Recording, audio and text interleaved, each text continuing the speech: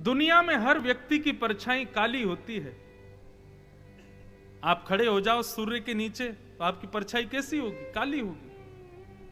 लेकिन एकमात्र हमारे राघव ऐसे हैं जिनकी परछाई गोरी है, और राम की परछाई श्री लक्ष्मण है, गोरी परछाई राघव की। ऐसे हमारे श्री लखनलाल जी, वो जीवाचार्य हैं। आज उन्हीं के मंगल भाव को हम लोग श्रवण करें। श्री लक्ष्मण जी, लक्ष्मण जी का जब प्रादुर्भाव हुआ, चारों भैया का एक साथ हुआ, तो एक कवि ने 4 पंक्तियां लिखी लक्ष्मण जी के भाव के ऊपर। कितनी सुंदर। जैसे ही चारों भाइयों का जन्म हुआ, जन्म होते ही चारों भाइयों को ले जाकर के सुव्यवस्थित स्थानों पर लिटाया गया। पालने में लखन व राम जी लिटाए गए, पालने में लखन व राम जी लिटाए गए, लेटते ही करुणा सदन चुप हो गए। राम जी तो शांत हो गए, लेकिन लक्ष्मण जी अभी भी रो रहे हैं। भरत जी भी शांत हो गए, शत्रुघ्न जी भी शांत हो गए, राम जी भी शांत हो गए। 1-1 मिनट का ही अंतर है। अब वो विद्वानों को ज्यादा पता होगा कितने समय का अंतर है, लेकिन एक ही दिन हुए हैं चारों। सब शांत हो गए, लेकिन लक्ष्मण जी शांत नहीं हो रहे। सब विकल हो गए, व्याकुल हो गए। भैया कहा भयो, ये लक्ष्मण जी शांत क्यों नहीं हो रहे हैं? राजवैद्य आए, कई रोग ना बता सके तो। कई राज्यवैद्य आए, कोई रोग नहीं बता पा रहा है कि भैया क्या रोग हुआ है। ज्योतिषी भी करके यतन चुप हो गए। ज्योतिषियों ने भी नक्षत्र आदि देखे, भैया ये बालक रो क्यों रहा है, लेकिन कोई भी बता नहीं पा रहा कि लक्ष्मण जी रुदन क्यों कर रहे हैं। सबने आ करके अपनी अपनी योजनाएं कर ली, लेकिन लक्ष्मण जी शांत नहीं हुए। तब अंत में गुरु वशिष्ठ आए, और श्री गुरु वशिष्ठ ने आकर के सब लक्ष्मण जी की कांति को देखा। चंद मिनटों का बालक, वो उसका रूप भी अच्छे से निखर के नहीं आता, लेकिन गुरु वही जो शिष्य के आव भाव से पता कर ले। वशिष्ठ जी ने कोई दीक्षा बाद में चल करके राम आदि बालकों को दी, ऐसा नहीं। वशिष्ठ जी तो जन्म से ही गुरु हैं। देखते ही पहचान गए लक्ष्मण जी के हृदय का भाव क्या है। और फिर गुरु ने उठाए और लखन को, लक्ष्मण जी को गुरु जी ने उठाया, और जो राम जी के बगल में ही लेटे थे उनको राम के चरण में लिटाए तो लखन चुप हो गए। जैसे ही लखन जी को उठा करके उनके सर को राम जी के चरण की ओर किया, सोई लक्ष्मण जी शांत हो गए। रामायण में तो वर्णन आता है कि लक्ष्मण जी रोते ही रहते हैं, रोते ही रहते हैं। तभी सुमित्रा मैया आके क्या करती है, लक्ष्मण जी को उल्टा लिटा देती है। तो उल्टा जैसे ही लेटते हैं, उल्टा मतलब सर को नीचे करते हैं, जैसे ही नीचे करते हैं तो राम जी के चरण लक्ष्मण जी के मुंह के पास आ जाते हैं। तो लक्ष्मण जी राम जी के चरण के अंगूठे को मुंह में लेके उसी को ही चूसते चूसते सो जाते हैं।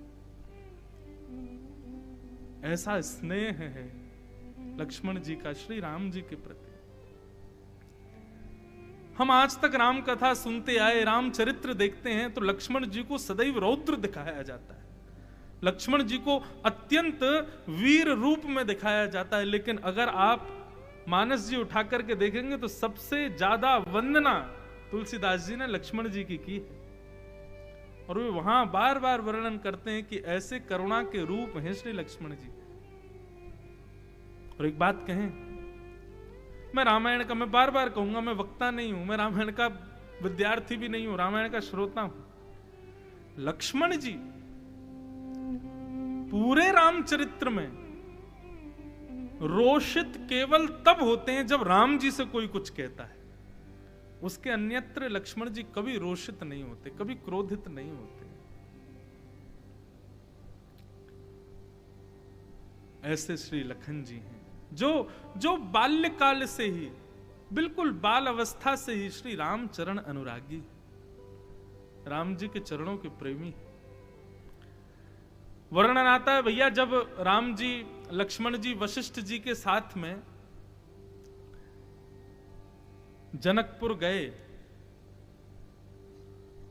तो भक्ति, ज्ञान और वैराग्य, इन तीनों का रूप बताया गया। तो भक्ति है श्री सीता जी, ज्ञान है श्री राघवेंद्र सरकार, और वैराग्य की प्रतिमूर्ति हैं लक्ष्मण।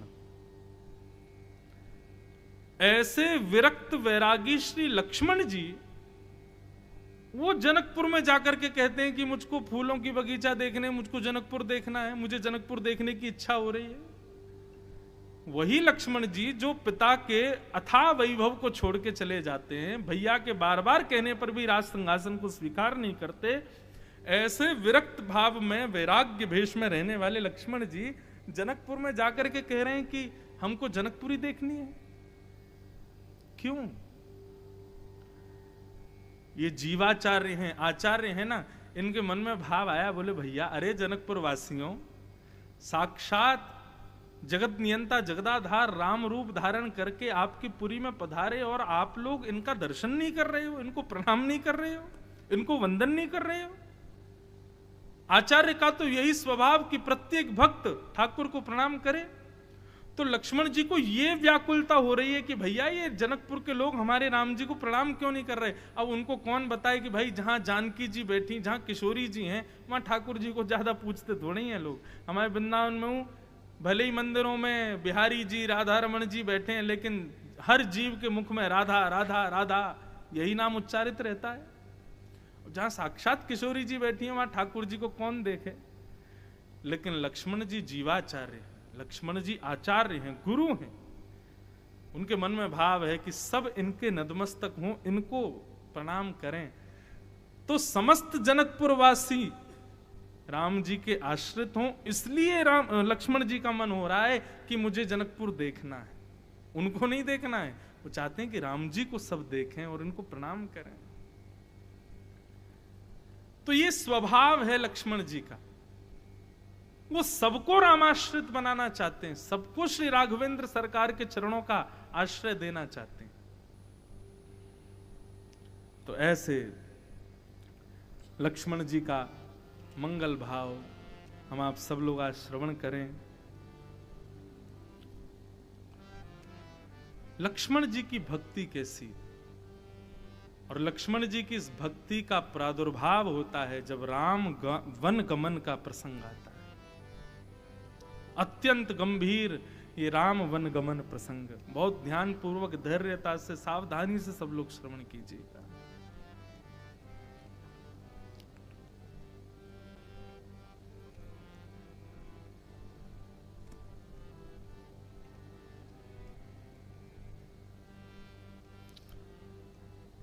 सब लीला हो गई।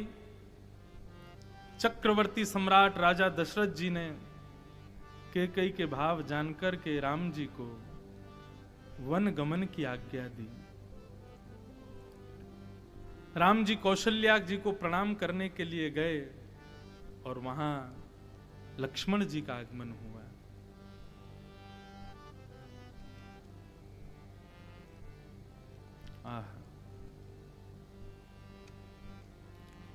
लक्ष्मण जी को देखते ही राम जी उनसे कहते हैं, अस जिय जानी सुनहु सिख भाई, करहु मात पितु पद सेवकाई। हे लक्ष्मण, अहिर भैरव भैरवी,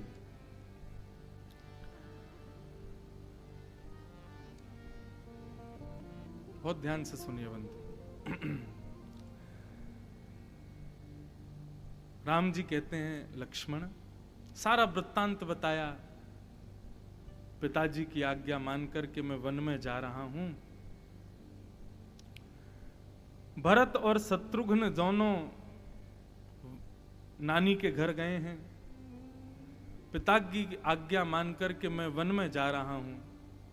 पिता विकल अवस्था में हैं, इसलिए वे राज शासन तो नहीं संभाल पाएंगे। मेरी अनुपस्थिति में सब कुछ यहां बहुत विचलित हो जाएगा।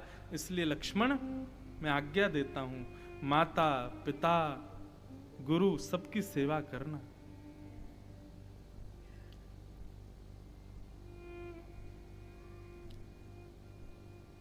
लक्ष्मण जी के आव भाव देख कर के राम जी के मन में भाव आया कि शायद लक्ष्मण चाहते हैं कि मेरे साथ चलें, परंतु राम जी समझा रहे हैं,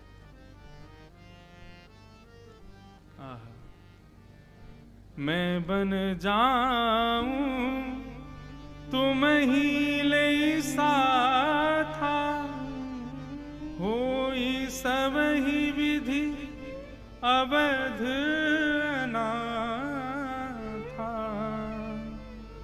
गुरु पितु मातु प्रजा परिवारु, सब कहु परई दुसह दुख भारू। लक्ष्मण जी, मैं जानता हूं आप मेरे बगैर एक क्षण भी नहीं रह सकते, लेकिन यदि मैं आपको वन लेकर के गया तो अवध के साथ में न्याय नहीं होगा। माता पिता गुरु प्रजा इन सबको मैं तुम्हारे हवाले करके जा रहा हूं लक्ष्मण, सबका ध्यान रखना। इसलिए मैं तुमको लेकर के नहीं जाऊंगा, तुम योग्य हो, तुम्हारी इस योग्यता को देखते हुए मैं ये आज्ञा दे रहा हूं कि तुम यहीं रह करके सबको संभालना। जासुराज प्रिय प्रजा दुखारी, सो नृप अवसे नरक अधिकारी। भगवान श्री राम ज्ञान दे रहे हैं और देखो ये भक्त का स्वभाव है, जितनी देर हमारे स्वामी बोले उतनी देर शांति से सुने, जब उनकी बात पूर्ति हो जाए तब अपने भाव कहे। लक्ष्मण जी शांत भाव में बैठ करके सुन रहे हैं। राम जी कह रहे हैं, जिस राजा के रहते हुए भी प्रजा दुखी रहे, ऐसा राजा नरकगामी होता है लक्ष्मण। मैं वन जा रहा हूं, पिताजी विकल अवस्था में हैं, भरत शत्रुघ्न बाहर हैं, इसलिए अब अयोध्या के राजा तुम ही हो। इसलिए प्रत्येक कण और प्रत्येक व्यक्ति, पूरी अवध की जिम्मेवारी तुम्हारे ऊपर है। तुम्हारे रहते हुए अयोध्या दुखी नहीं होनी चाहिए, नहीं तो राजा के होते हुए प्रजा दुखी हो तो वो नरक अधिकारी होता है, उसको नरक जाना पड़ता है लक्ष्मण। ठीक वैसा ही प्रसंग लग रहा है मुझे, क्योंकि मैं भागवत का वक्ता हूं ना। जब गोपियां अपने अपने घर को छोड़ करके रास विहार करने के लिए श्याम सुंदर के सामने खड़ी हैं, सब कुछ त्याग करके आ गईं, और वहां श्याम सुंदर उनको वापस घर जाने की आज्ञा देते हैं। उस समय गोपियों की जैसी स्थिति थी वैसी अभी लक्ष्मण जी की लग रही है।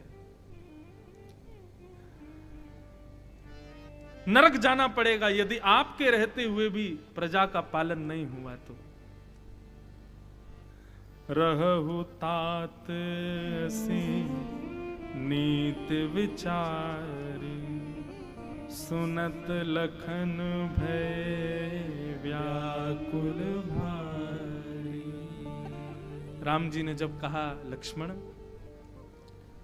तुमको यहीं रहना है, माता पिता गुरु चरण कमलों की सेवा करनी है,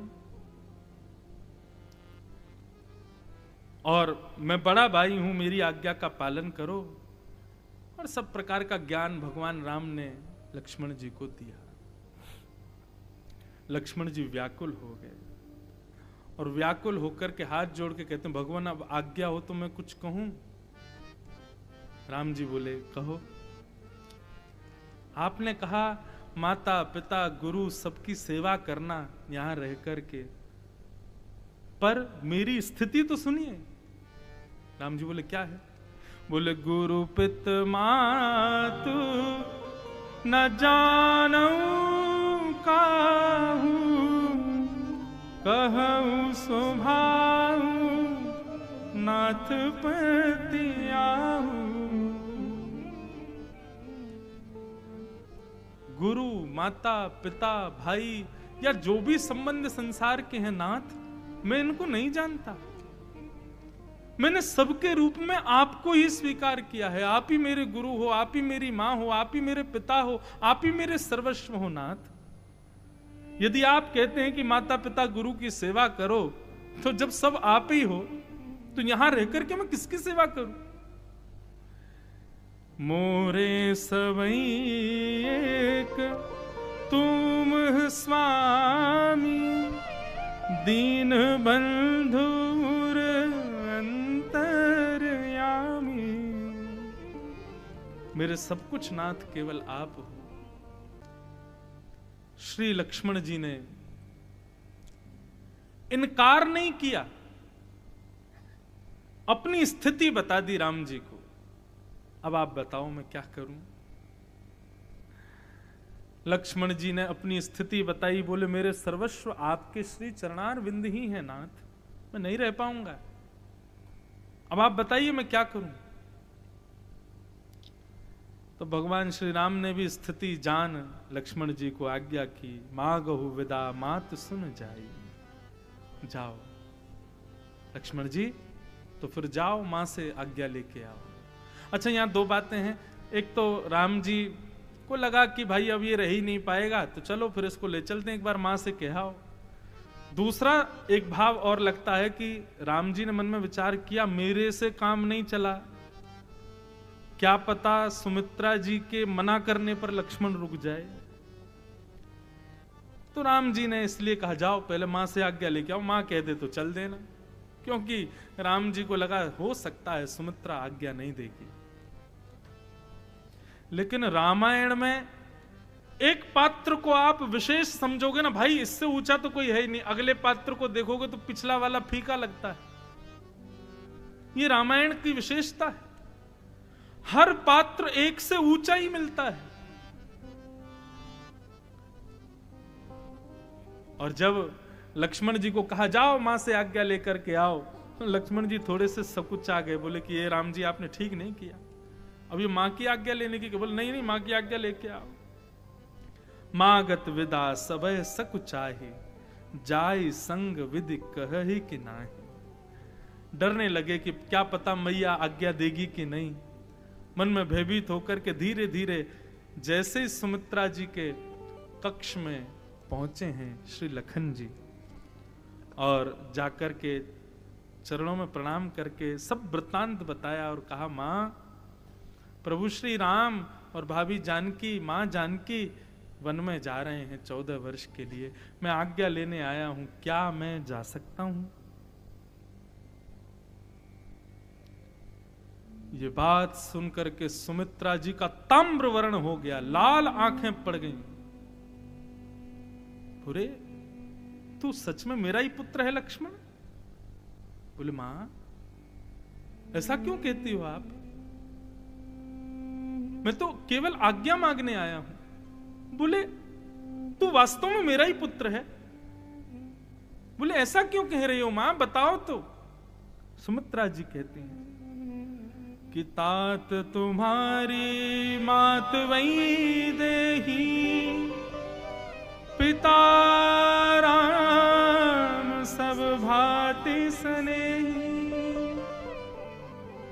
अरे लक्ष्मण, तुम मुझसे आज्ञा मांगने के लिए क्यों आया है? मुझे संशय हो रहा है तेरे ऊपर।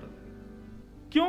बोले तेरी मां तो स्वयं जानकी जी हैं, श्री किशोरी जी ही तेरी मां है और श्री राम ही तेरे पिता हैं। मैंने तो केवल तुझे जन्म दिया है, जन्म लेने के बाद से तू सदा उन्हीं के चरणों में रहा है, तो फिर आज मुझसे आज्ञा मांगने के लिए क्यों मेरे सामने बैठा है?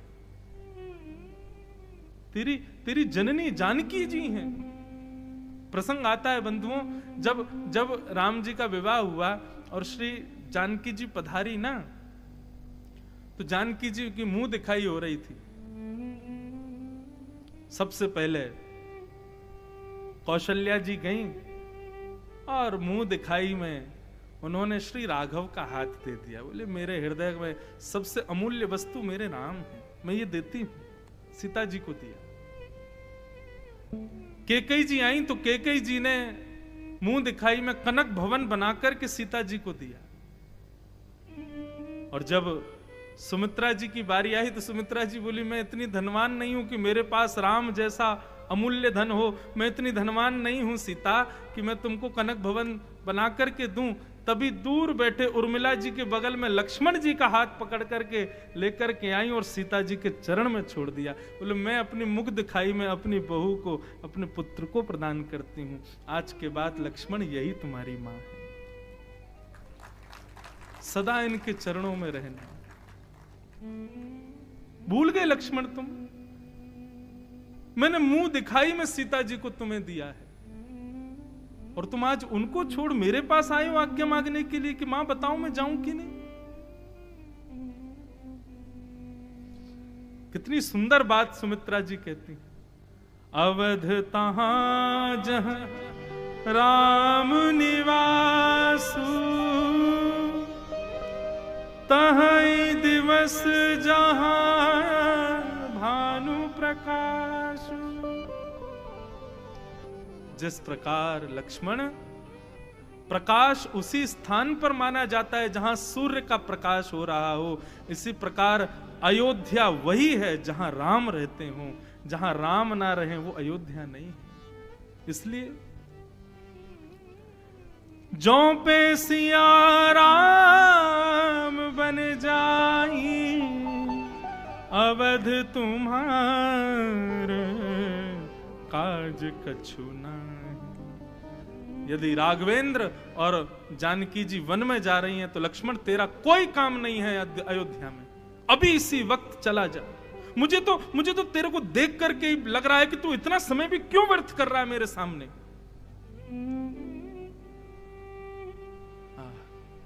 बंधु, जब राम जी के प्रसंग को सुनते हैं तो लगता है कि ऐसे कोमल कौन होंगे, ऐसे स्वभाव वाले कौन होंगे, ऐसे शील वाले कौन होंगे। लेकिन जब उनके बाद लक्ष्मण जी को सुनते हैं तो लगता है नहीं नहीं, राम जी भी फेल है इनके आगे। लेकिन आज सुमित्रा जी के प्रसंग को सुनकर के लगता है कि ऐसी भक्तिमती माता जब होगी तभी तो लक्ष्मण जैसा पुत्र होगा।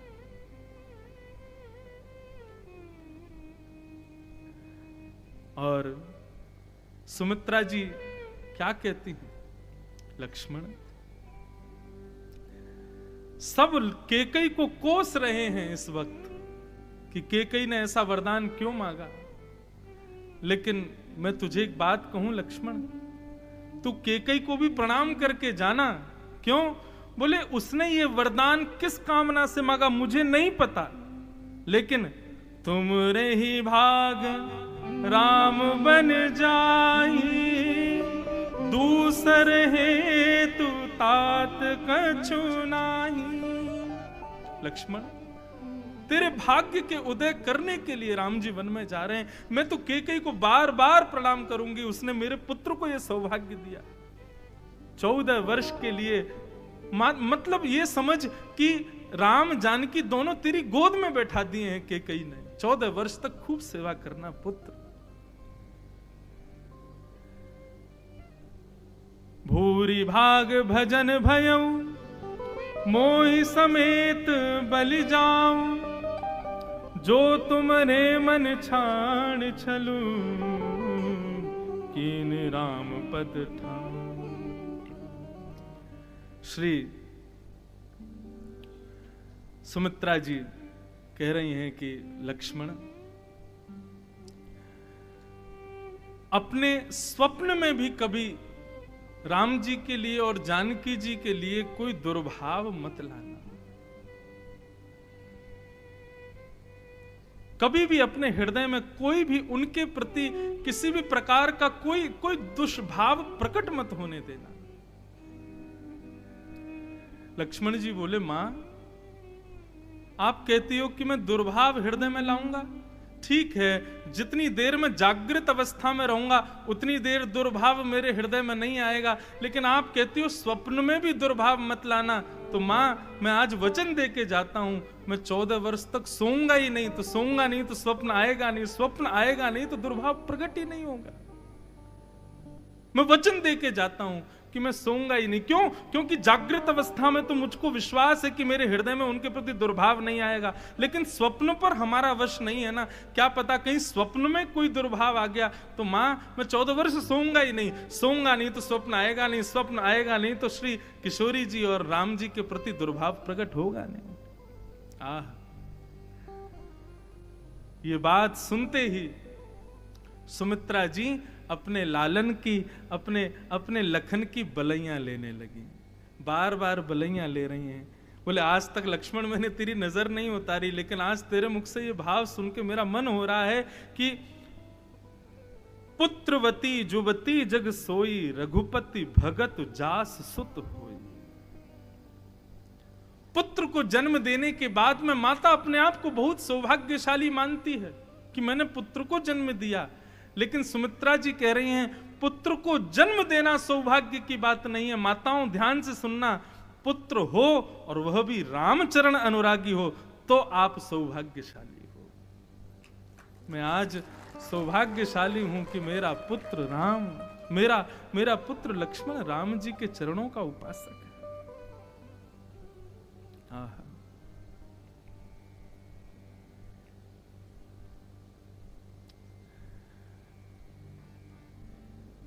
सुमित्रा जी अद्भुत हैं बंधु।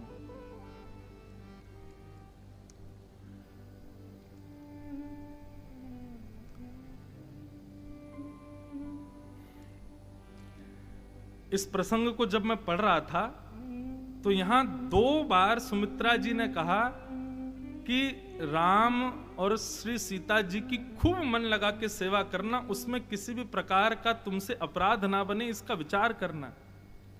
सकल प्रकार विकार बिहाई, मन क्रम वचन करेहु सेवकाई।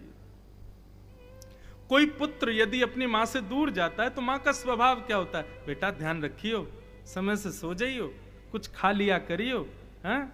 समय मिले तो मुझसे बात कर लिया करियो। और सुन तू ऐसे ठंडा पी लेता है, तेरा गला बैठ जाता है, ऐसा मत करना। और ज्यादा तेज एसी मत चल, आजकल की माएं ऐसी कहती हैं। और फिर तू ऐसा हो जाता है। और सुन तब बाहर जाए ना धूप में तो छतरी लेके जाइयो, धूप लग जाएगी तो तेरे को छींक आती है, तेरे थोड़ी फुंसी हो जाते हैं, ऐसा रखियो। सब माँ अपने पुत्र को अपना ध्यान रखने की बात, लेकिन यहां सुमित्रा जी ने एक बार भी नहीं कहा कि लक्ष्मण तुम अपना ध्यान रखना। बार बार कह रही हैं कि लक्ष्मण राम जी का, सीता जी का इतना ध्यान रखना, कहीं भी तुमसे कोई चूक ना हो जाए।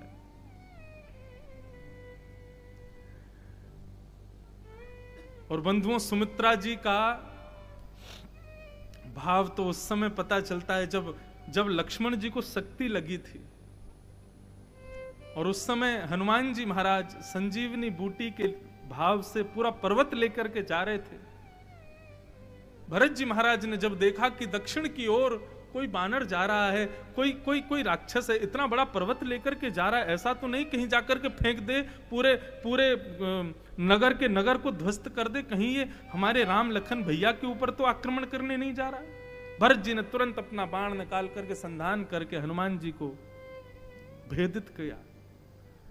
जैसे हनुमान जी गिरे, राम राम राम राम राम मुख से शब्द प्रकट हुआ। दौड़ करके भरत जी गए, सब अयोध्यावासी वहीं खड़े हो गए।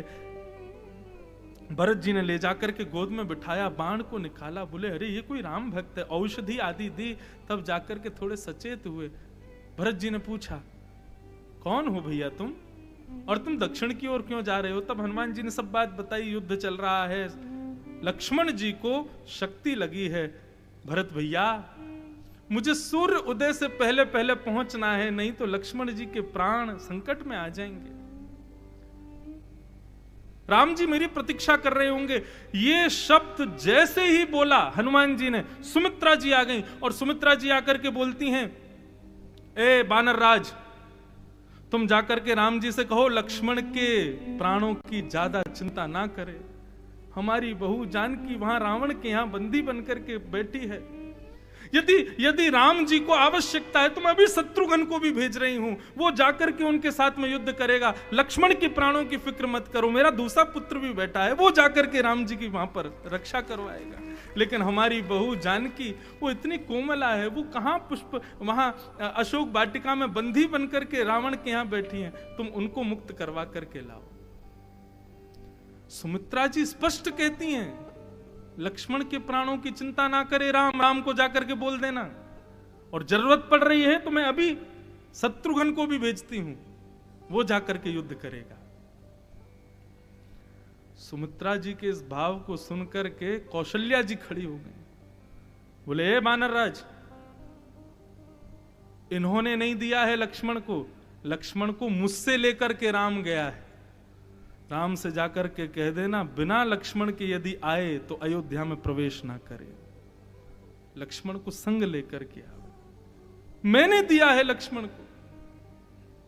राम अकेला जा रहा था, मैंने भेजा है लक्ष्मण को, मुझसे मांग करके गया है लक्ष्मण। और इन अयोध्या वासियों की बात सुनकर के वहां हनुमान जी के नेत्रों से गंगा यमुना बह रही है। आज तक तो श्री राघव के सुंदर भाव देखे थे, लेकिन आज उन्हीं को जन्म देने वाली माताएं, उन्हीं के संग रहने वाली माताएं, उनको लालन पालन करने वाली माताओं के जब भाव देखे तो हनुमान जी नतमस्तक होते हैं। बोले, प्रणाम है मां, मेरे राम को राम आप लोगों ने बनाया है। कैकेयी जी आकर के कहती हैं, दशरथ जी के युद्ध में मैंने सहायता की थी, राम से बोल देना जाकर के निडर हो जाए, जरूरत पड़ेगी तो मैं आऊंगी और आकर के उस रावण का विध्वंस मैं करूंगी। हमारी बहू जानकी सकुशल लौट करके आएगी। राम से कह देना बिल्कुल चिंता ना करें। भरत जी महाराज बोले, हमने तुमको कष्ट दिया, लेकिन आओ अपने भक्ति भाव से हम तुमको अभी पहुंचा देते हैं। और सूर्य की इतनी हिम्मत नहीं है कि वो आपके पहुंचने से पहले उदित हो जाए।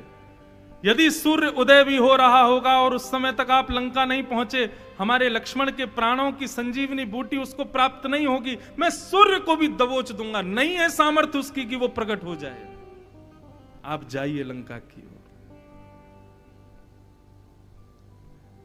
ये है सुमित्रा, जो अपने पुत्र के प्राणों की भी चिंता नहीं कर रही हैं।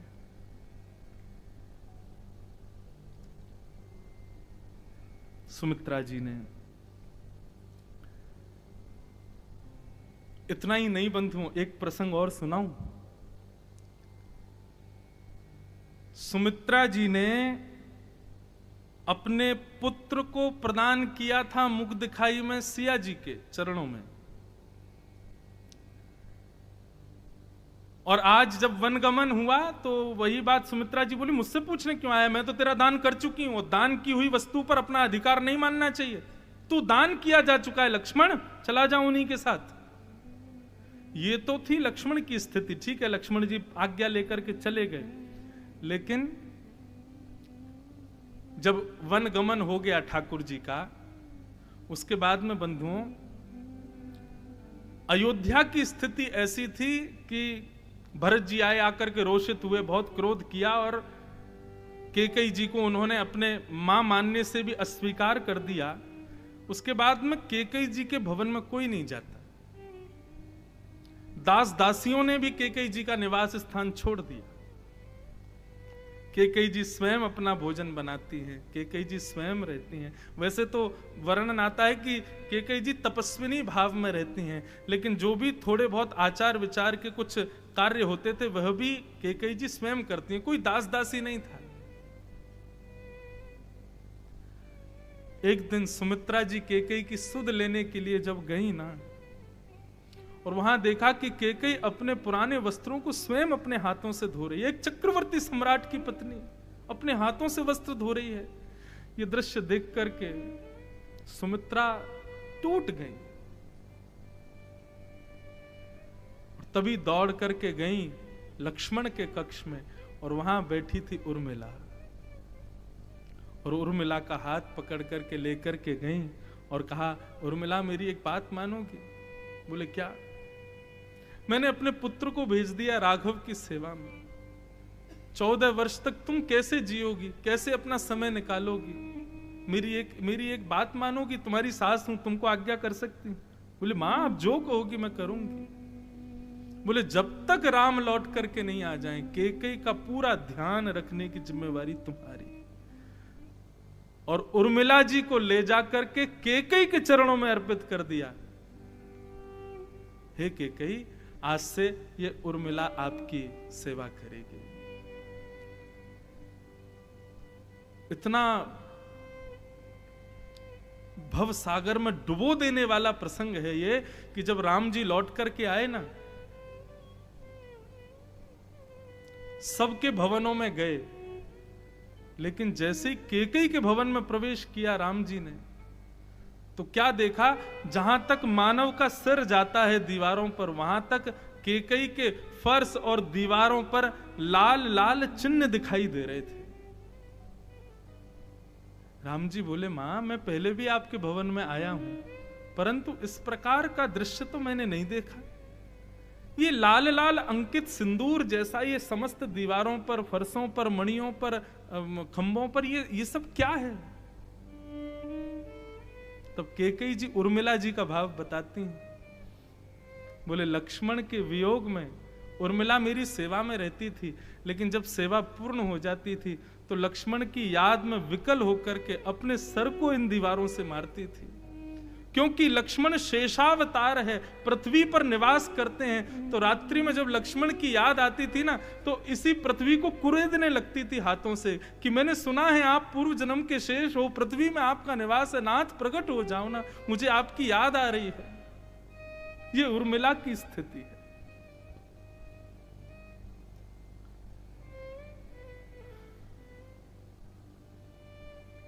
किसके पात्र को सुनाऊं आपको?